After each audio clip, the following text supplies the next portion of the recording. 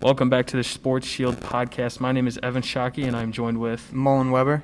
Let's get into some Geneva athletics that happened this previous week. So girls basketball had a game against Batavia, and they won 60-57, only by 3 points, but we're not complaining there. A win is a win, right? They are now 9-3, which is actually very impressive. Girls basketball has always been good. Yeah, I we're remember usually always one of the best teams. Consistent. So ever since we've been in high school, they've been solid. Boys basketball also had a game this past week, and they beat St. Charles East for their 8th win of the season, and their record is now 8-6.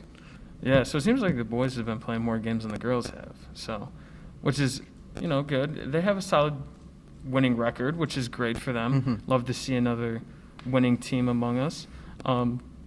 Boys soccer had a game on last night. They played Glenbard North 2-1. Good start to the season. They had their first win. They also have a game tonight against Wheaton Warville South. We're hoping that they can pull off this win. Good, solid team. Mm-hmm. I mean, they're coming off a good first win. I'm sure they're hype. Yeah. Ready to play tonight, ready to kill them, which is, just a great team effort. Cheer team, they're going to state. Hopefully they could bring home the state title. Dance team, they did that this weekend. They won state, They won state first place. Congratulations to them.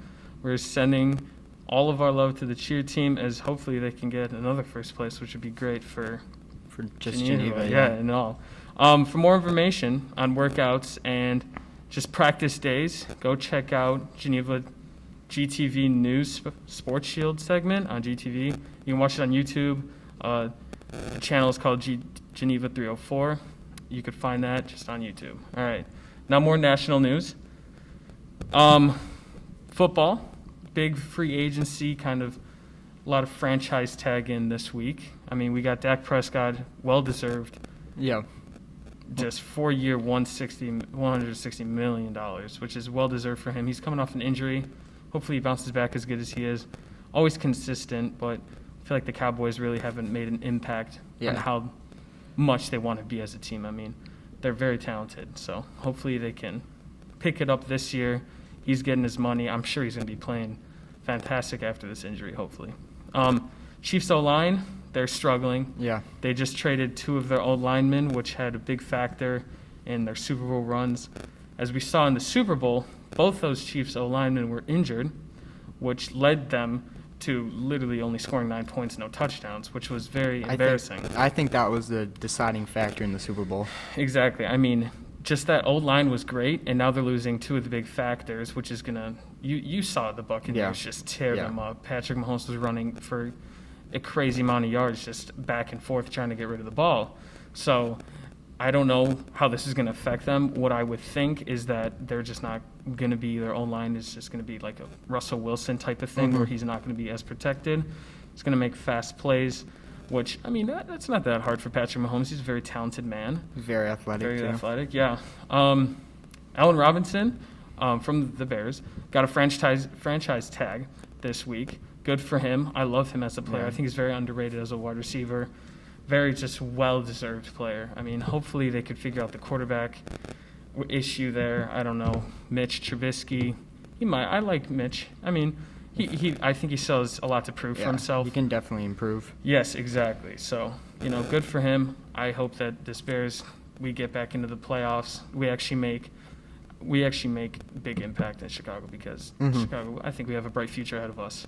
One more thing before we go to Mullen is Ben Roethlisberger got a new deal with the Steelers, yes, sorry. The Steelers. He's old. I don't know how many years he's going to get out of this. He's on the brink of retiring. I'm not going to say that. But their team is just so young. And it's just, I think it's just like a cold sting and Carson Wentz. I don't know if this is going to really work out for them anymore. They're a new team. Yeah. They need a new quarterback. They need just a versatile quarterback. Agility, he needs to be better. I mean, he's just old man Ben Roethlisberger. Very slow. Of course. All right. Moving on to you, Mullen. So NBA. This past weekend, All-Star Weekend took place. We had 3 main events, or 4, my apologies. We had the three-point contest, dunk contest, skills challenge, and of course the All-Star game. And Steph Curry won the three-point contest.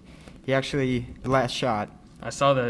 Yeah, he won it on the last shot, and he was the last player to shoot. So basically a buzzer-beating three-point shot to win the three-point contest. That's good. Yeah. And also the dunk contest this year. The dunk contest, in my opinion, was very underwhelming. Yeah, I watched it. It wasn't as exciting as previous years. I mean, Aaron Gordon was a big factor in the past. And Zach LaVine. Both of them did crazy stuff. So it was a bit disappointing. Yeah. But COVID factors really didn't play that much. Crowd reactions, you know, everybody likes to see crowd reactions after that. So. And I just think that in general, my hopes have gone too high after the Zach LaVine and Aaron Gordon dunk contest. Yeah, that was crazy. Yeah, I just expect more. And lastly, Team LeBron wins the All-Star game with LeBron as the captain, obviously, and that moves him to 4-0 as an All-Star captain, which is pretty impressive. Yeah. And Giannis Antetokounmpo wins All-Star Game MVP on 35 points and 100% shooting from the field. That is crazy. Like, that stat is just crazy to me.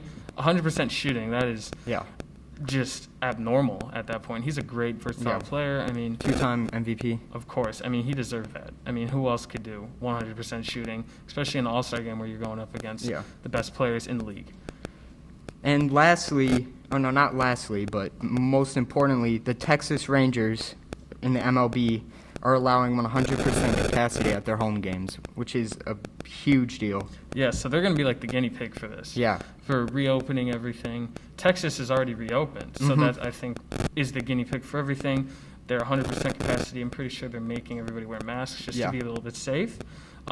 This will play a big factor in March Madness coming up. If this goes well, then they'll probably not 100%. I don't think they're going to be that crazy, but they'll open it up maybe to 25-50% capacity just so that they can have fans in there because March Madness, as you know, and is going to be talking about soon, is a big thing in March. Everybody goes crazy for that. Everybody loves March Madness. And speaking of March Madness is starting on March 18th. We don't have the seeds yet for all the teams. There's still a couple more games played, a couple more conference championships played, but we will figure that out soon. Of course, and Illinois is doing well. Yeah, Illinois is doing well. They better. They're gonna definitely get into. Yeah, I think they might be 1 seed. 1 seed. You think 1 seed? Yeah. All right, they're sitting at 3 right now. Correct. Yeah. Loyola also doing well. Hopefully to see them doing their Cinderella trip like they did a few years ago. So hopefully everybody performs well. Illinois is going to be showing up, and that's all we have for today's Sports Shield podcast. Thank you for listening, and watch GTV News to stay intact with more workouts and practice dates. Thank you for listening.